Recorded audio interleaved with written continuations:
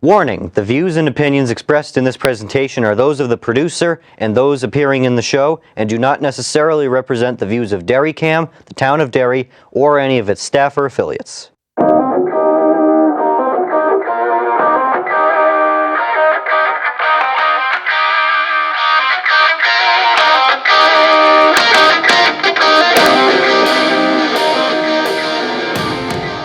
Hi, I'm Anthony Henry. Welcome back to America's Ass. We're on episode 71. First show of October. We're finally getting really chilly weather. It was in the 60s today.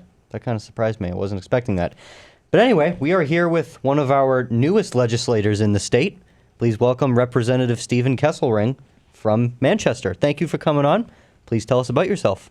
Yeah, so I'm Representative Stephen Kesselring, as you said. I represent Manchester's Ward 12.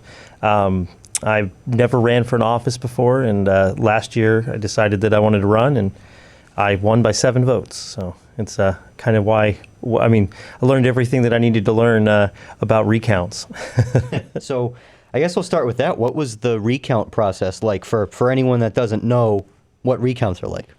Yeah, so it's tedious. It's one of those things where you're staring at screens and people are pulling out ballots one at a time. And for me, I had teams of people at each station. I had a lawyer at each station. They were just really trying to make sure that my win stuck. So we had a lot of staff that was there. Let's call it staff, but it was, I want to say, 40 state reps that came down to be there to witness it. There's so many people. We had pizza outside in the hallway, and there were literally people waiting to fill in and change out for the other people. So it was an interesting experience, but I think every kid should have to go to their recount. Like high school, it'd be great to have that part of the high school process. It would. Extra credit, maybe. Yeah. So last year, we saw last 2 years, I should say, we saw a huge red wave in Manchester. We first saw it at the municipal level when Mayor Rouet was, I'd say, fairly shockingly beat Kevin Kavanaugh. I don't think a lot of people expected it, at least not people that weren't on the inside. And Board of Aldermen tied, which hadn't happened in a while. And then a ton of state rep seats in Manchester flipped red, which a lot of people didn't expect, and a state Senate seat. Yeah. So you were right on the inside of that. What was that like? Why did we see such strides that we did? I think one of the biggest things on the state rep side that I saw was teamwork.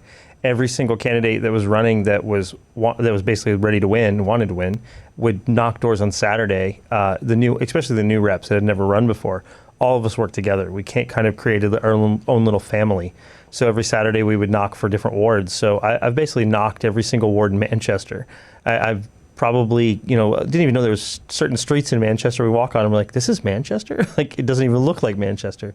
But it was really interesting for me to see the whole city, but it was also great to have that camaraderie and the group of people that really wanted to help each other. And I think that's what pushed us over the edge. So. And what issues were going on in Manchester that you think people were passionate about? When I was knocking doors, it was housing was always first. Like most of the people wanted to move or really, wanted to get a better place or something like that, but the prices were too high or there just wasn't an availability. When I started, the first week I started knocking, it was the same week that they did the town had all of the stuff for rezoning, so they had a bunch of meetings. And then that week, they literally put a little whiteboard on the wall for zoning. What are your biggest issues in Manchester? It was traffic, it was housing, it was all that. There was like 2 check marks on traffic, 25 on housing, and none on anything else really. It was traffic and housing were the 2 big things. So for me, knocking doors, I knew housing was a big deal. So that's how I kind of led with the conversations when knocking on doors. But housing's been a big issue statewide. It's certainly had a little bit of controversy here in Derry. What has that issue been like in the House in your first year? Again, not being an insider, let's call it, before this and not seeing all the ins and outs of it, it was kind of eye-opening to see how much of a divisive issue it can become. Some people were so upset about the fact that they didn't want local control taken away. Well, in fact, it's an 80-20 issue in our state right now from what we've seen. 80% of the people want to change these regulations where the 20% are the loudest right now. So it's a winning issue because, the governor signed the bill, all the, Senator Carson, Sherman Packard, the Speaker of the House, every single one of them got behind a lot of these bills. So it can't be just one thing. If everybody's involved in it, it's a big deal. So I think what you said about the 20% being the loudest in the room, that happens with a lot of things. We've seen it here in Derry with a myriad of issues with the school board and town council throughout the years. I think that's kind of a philosophy that reigns true throughout politics. Yeah, I agree. I think it's interesting. There's certain things like what I worked with HB 701, that was Lisa Mazur's bill, and I helped fight through committee of conference and do a bunch of stuff with that bill. And that specific bill was not it passed on consent. It was literally a bipartisan bill that was very, very liked by all, which was an interesting change how we had to go to committee of conference to fight for it.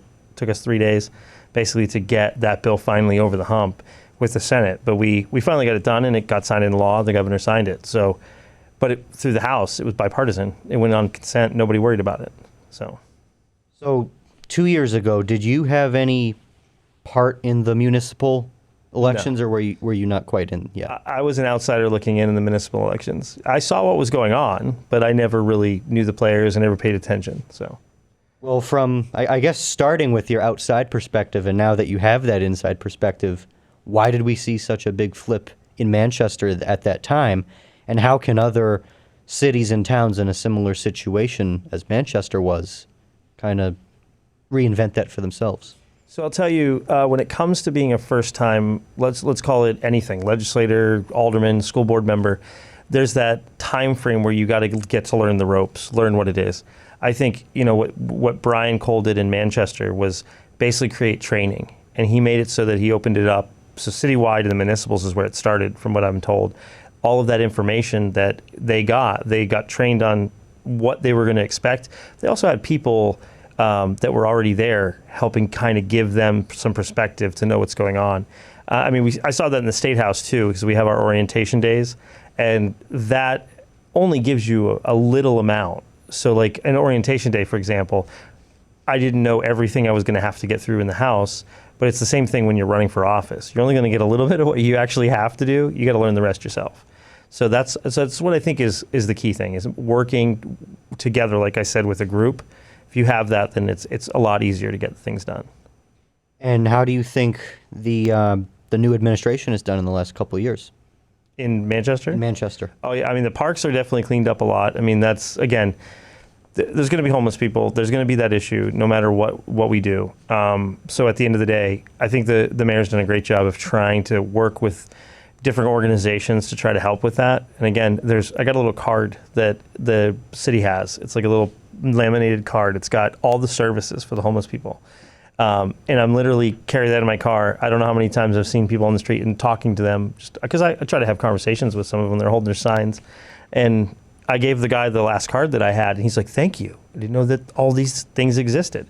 So I haven't seen the guy back on the street there. So now that he knows that there's actually services and things to help, that's what a lot of people don't know. So I feel like government as a whole doesn't do a good enough job of that. yeah, I saw it so one of the reasons that I got into politics, well, let's put it this way. I started getting in specifically because of my daughter, and I'll tell you that later. But I got into it because I was doing stuff with the SBA.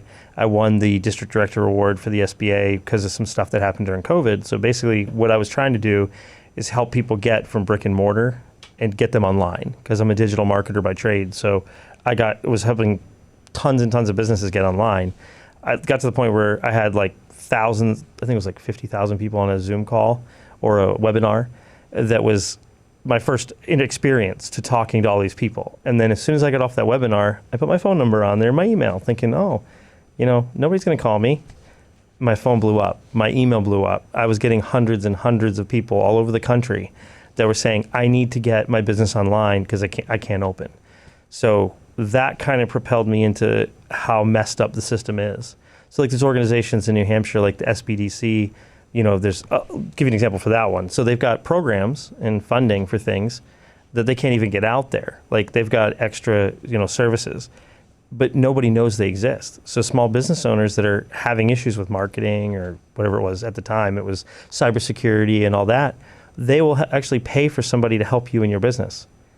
But nobody knows it exists because nobody can talk about it. So there's some rules in the federal level that make it so that these organizations can't promote these services.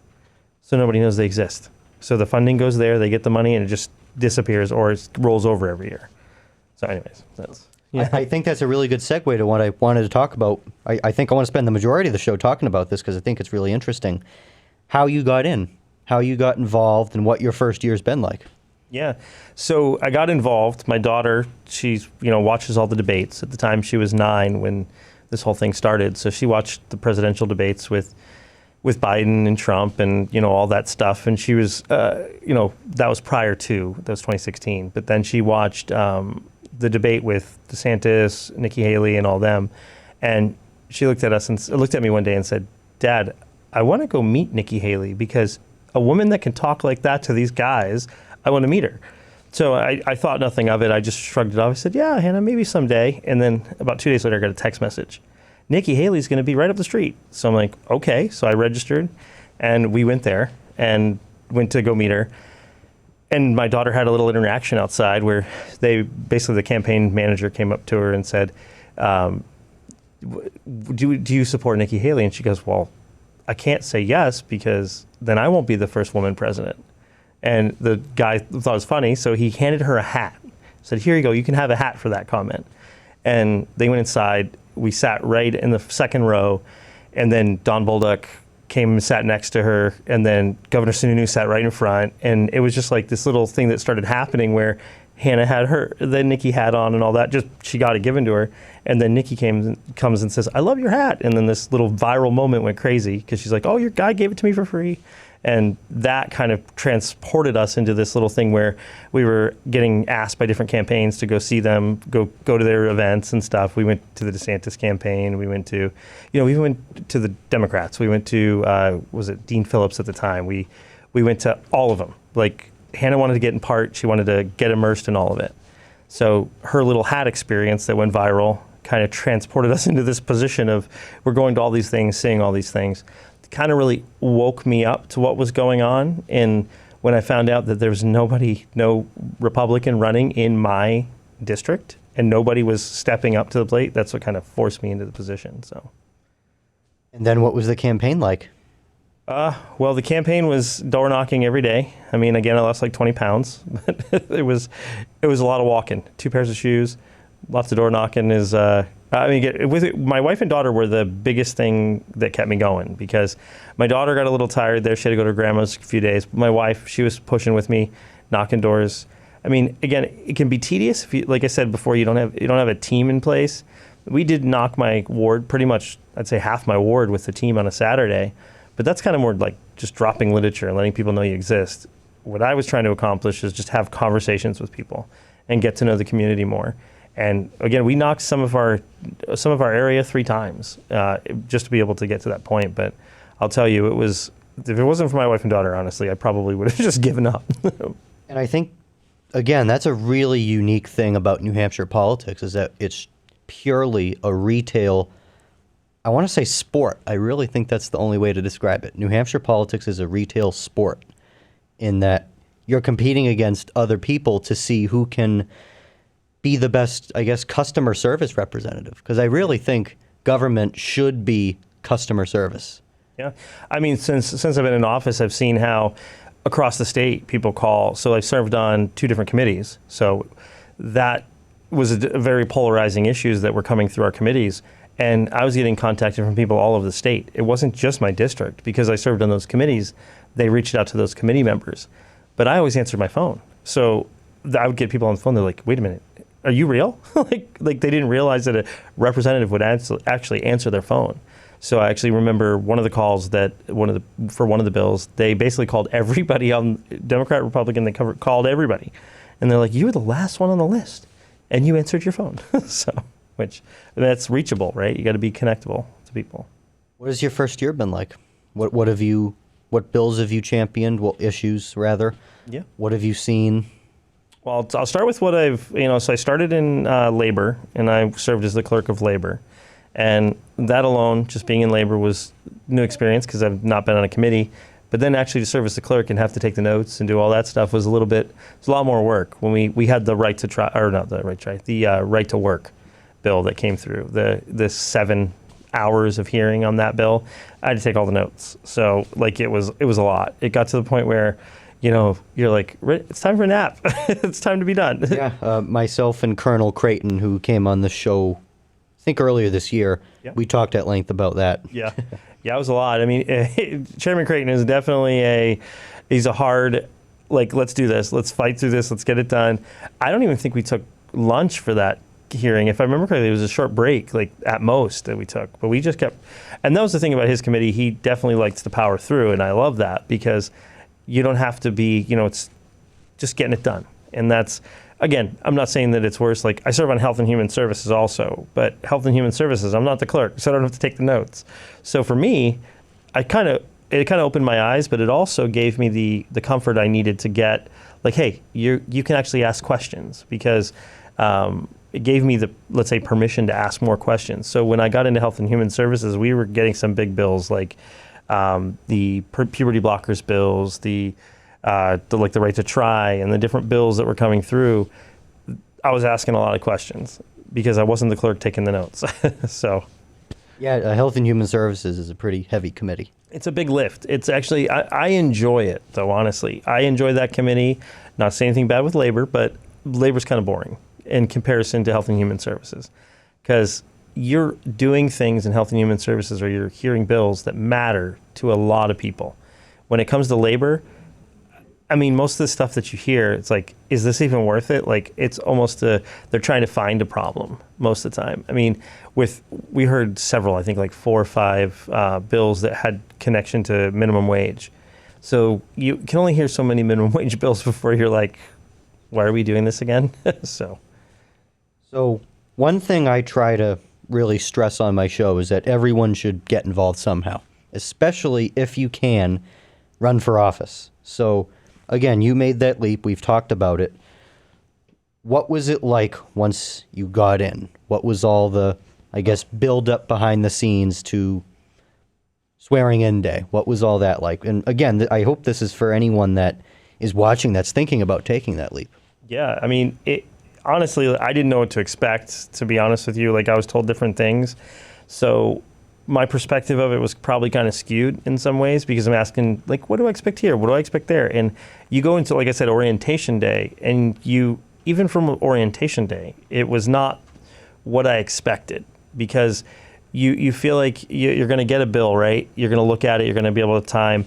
Well, we go to a committee meeting, and we got 5 bills in the day. Well, you could be hearing different things, in Health and Human Services. It could be a hospital, it could be the puberty blockers, and it could be, something completely out there. And you got to hear all that, but you got to change your mindset from one thing to another and be able to think kind of objectively to why, things have to be done.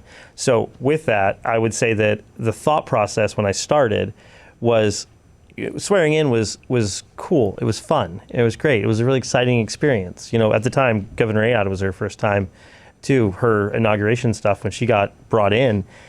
It was exciting. So you get to that training, and then as soon as you're done with all the training, you're done with all the excitement, you got to get to work. And you're in the committee, and you're like, okay, now I got to do this. And the problem with that is now you're at a whole new level. Like, you're never going to learn. They can't teach you everything. Like in the clerk training, we had an hour of training, but when you get there, you get to the voting, and things change in there quickly. Like, we thought the vote was going to go one way, and then the vote shifts, and then you got to do a whole new vote sheet, and then you got a new thing because you're going to do another vote another way. So like, you have to be prepared for those things, and I don't know how you do that. So at the end of the day, I'd say there's a lot of work. There's a lot of things to manage, and a lot of things to think about. But for me, it's rewarding. So. It's a lot of work, and from the sound of it, you have to be able to adapt really easily. Again, I say it's a lot of work too, but I'm a little bit of an overachiever. Not most first-time reps come into it and serve on 2 committees. So that's a difference too. But yeah. So we're going into year 2. We still have year 2 of this term, I should say. We still have a pretty solid House majority, an even more solid Senate majority, supermajority on Executive Council, and a Republican governor. What are we going to see in the next year?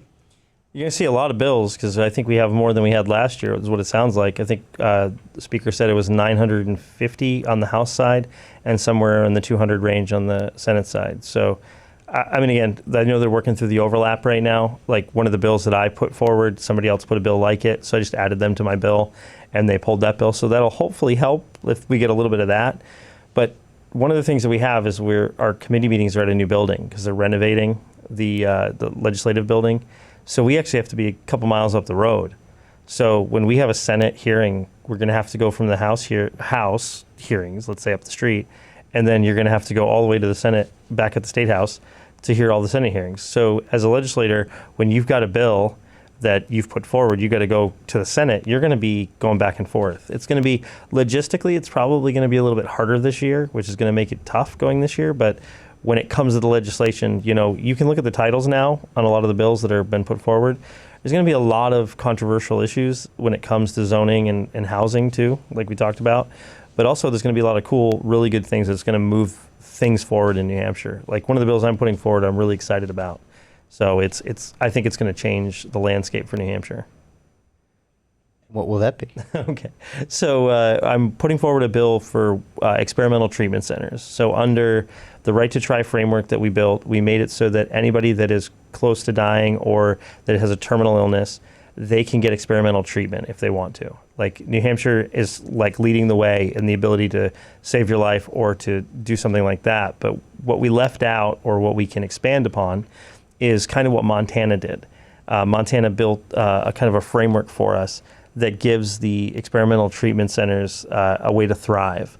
But what I would like to accomplish is to expand on what they did, and what we're trying to do is trying to get insurance companies, other organizations kind of in the fold to say, hey, I want to partner with this, whether it's through R&D tax credits or whatever it is that's available, to make these experimental treatments that are saving lives, basically work together to get them done.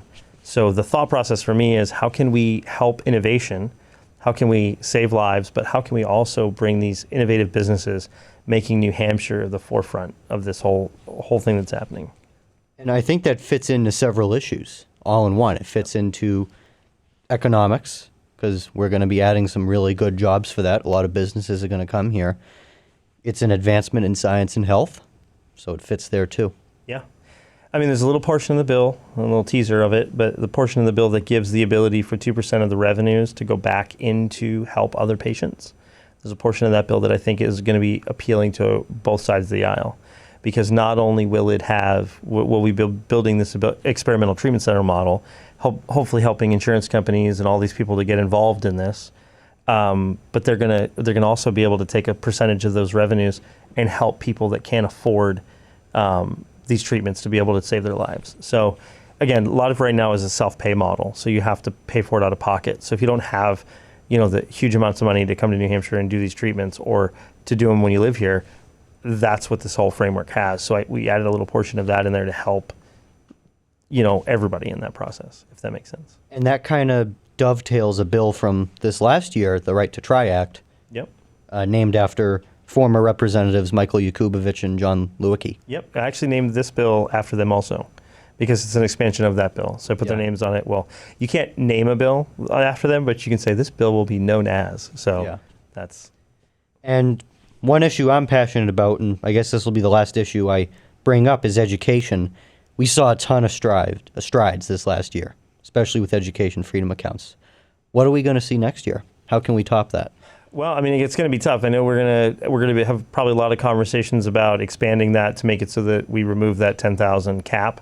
I know it jumps next year to 12,500, but I think there's going to be some conversation about removing that cap this year. I think that'll be a conversation. I'm sure there's going to be a lot of conversation about what happened in Manchester in the budget, or at least there'll be a starting point, because I don't know if you're familiar with what happened, but the funding formula was kind of messed up from what we were told.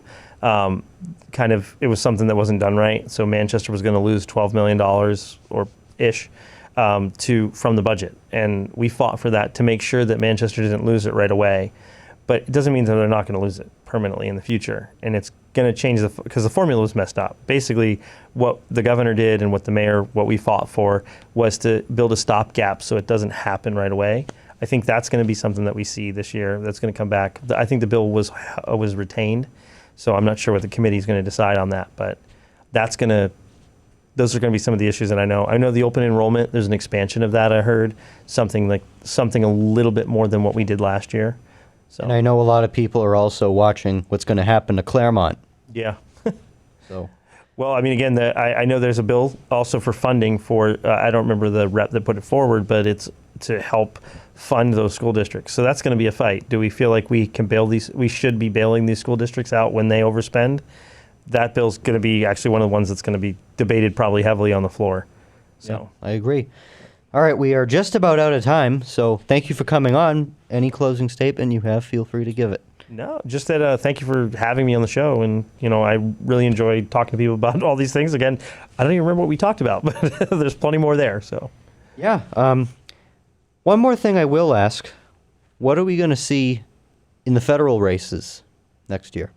you're going to see a lot of stuff going on. I'm sure with Johnny Sununu getting in the race, I think you're going to see a lot more people on because top of the ballot drives traffic. So I think with Pappas and Sununu on the ballot, you're going to see a Senate race that's going to be heated.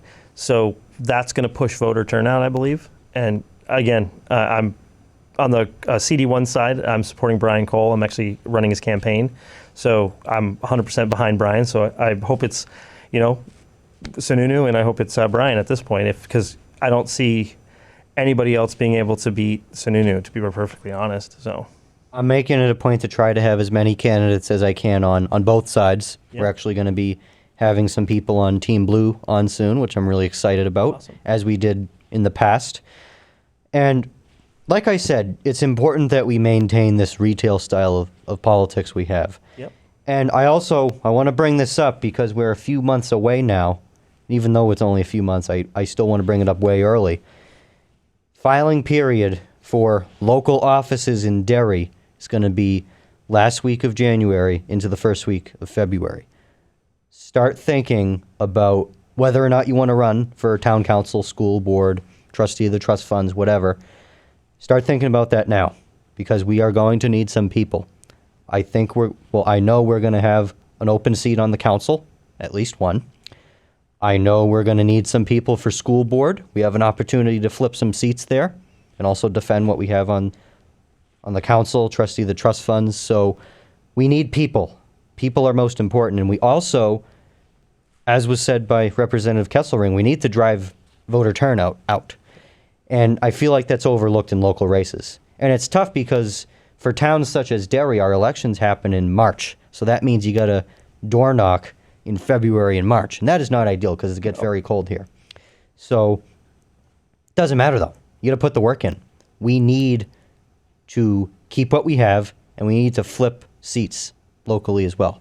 And you guys have a local election soon as well. We do. We have one coming up in November, and we're actually working on an event, which I'll give you some details when it comes forward, but we're going to have a rally in Manchester, which is going to be big. I think it'll drive turnout, but I think it's going to be an exciting thing. So can't give you more information, but I will. Well, we're having some more Manchester people on soon, so I'm sure we'll touch on that later. But anyway, that's it for today. I'm Anthony Henry. This has been America's Ass. Thank you for watching.